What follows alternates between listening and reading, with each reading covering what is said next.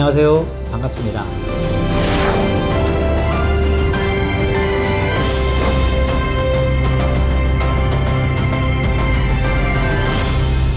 안녕하세요. 트루에드 HP연구소장 장용호입니다. 2021학년도 대학별 분석 경희대 시간입니다. 경희대는 중앙대와 비교해서 라이벌이죠. 보실 텐데 수시와 정시가 있죠. 중앙대학교와 경희대를 비교를 이제 같이 하면서 말씀드릴 텐데 가장 큰 특징 중에 하나는 경희대는 중앙대에 있는 교과 전형이 없다. 아시겠죠? 학종은 두 가지 똑같은데 교과 전형이 없다. 이건 아시면 되겠고, 그러다 보니까 학종이랑 논술 이렇게 있습니다. 학종은 두 종류가 있는데 그 중에 하나가 네오 르네상스 전형, 그 다음에 고교 연계 전형인데, 일단 고교 연계 전형이 중앙대학교로 보면 학교장 추천 전형과 비슷합니다. 학교장 추천 전형은 내신이 60%이기 때문에 교과 전형에 속하는 거고, 여기는 고교 연계는 교과 성적이 30%밖에 반영이 안 돼요. 그래서 이제 학종인데, 고교 연계 전형은 학교장 추천 전형입니다. 아시겠죠? 학교장 추천 전형이어가지고 이거는 고등학교에서 총 6명을 지원을 받을 수 있어요. 인문계 2명, 자연계 3명, 예체능 1명, 6명인데 반영하는 거는 학생부 교과 성적, 우리 내신 성적이 30%, 그 다음에 서류가 70% 이렇게 반영됩니다. 서류 비중이 훨씬 더 높죠. 근데 여기 이 고교 연계 전형은 내신의 비중도 굉장히 큽니다. 1등급, 2등급 차이가 크니까 조심해 주시고, 그 다음에 이 경희대학교에서 가장 유명한 그리고 가장 밀고 있는 학생부 종합 전형이 네오 르네상스 전형이라고 있습니다. 그래서 네오 르네상스 전형은 가장 대표적인 경희대학교에서 대표적인 전형인데, 여기는 이제 학생부 종합 전형에서 가장 스탠다드한 전형 방식이 있죠. 1단계 서류 100으로 3배수, 그 다음에 2단계에서는 1단계 성적 70%, 면접 30%. 이렇게 해서 최종 학생을 선발하는 게 있는데, 네오 르네상스 전형이 그렇습니다. 그리고 이 고교 연계와 네오 르네상스 전형의 공통점은 학종이다 보니까 수능 최저가 없어요. 아시겠죠? 그 다음에 이 두 전형을 학생들이 굉장히 고민이 많아요. 어디를 쓸지. 그래서 상담하다 보면 그런 질문을 많이 받는데, 고교 연계 전형을 쓸지 네오 르네상스 전형을 쓸지 성적이 애매한 학생들이 있거든요. 일단 고교 연계 전형은 학생부 성적이 30% 반영되다 보니까 내신 성적이 좋은 학생들이 많이 써요. 실질적으로 1.00에서 1.99의 합격 사례가 제일 많습니다. 그래서 한 1점대 후반, 2점대 초반 이런 학생들 같은 경우는 어디 쓸까 궁금해하는 거 있는데, 이 경희대학교에서 내놓은 정답은 뭐냐면, 정답은 둘 다 써라. 이게 이제 대학에서 말하는 정답인데, 대학에서는 네오 르네상스 전형에는 2단계 면접이 있어요. 면접. 그래서 면접 비중이 크기 때문에 면접에 자신 있으면 네오 르네상스 전형, 면접에 자신 없으면 고교 연계 전형, 이렇게 학교에서는 얘기를 합니다. 둘 다 써도 돼요. 아시겠죠? 근데 일단 고교 연계 전형은 내신 성적이 30% 반영이 되다 보니까 이게 정량 평가를 하는 거거든요. 일단 고교 연계 전형에서는 일반고 학생들이 많이 지원합니다. 일반고 학생들이 많이 붙는다 이렇게 보시면 되겠고, 그러다 보니까 상대적으로 토목자사고 학생들은 네오 르네상스 전형에 지원을 한다. 이것도 아시면 되겠습니다.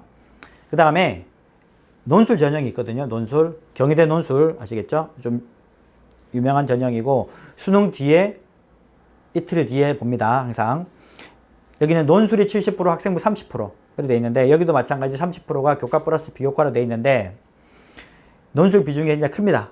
근데 경희대는 학생부 비중이 한 4등급, 5등급 넘어가면 조금 차이가 나요. 앞에 1, 2, 3등급은 차이 별로 안 나고. 그래서 어쨌든 논술 비중이 700점인데 1000점 만점에 700점인데 중요하게 된다 이렇게 보시면 되겠고, 수능 최저가 있는데 논술 전형에 이게 중앙대에 비해서 굉장히 최저가 좀 달성하기 쉬운 편이에요. 학생들에게 부담이 덜합니다. 그래서 중앙대는 3개 합이 6인데 경희대는 2개 합이 4 그렇게 돼 있습니다. 그러니까 두 과목만 잘 보면 되는 거죠.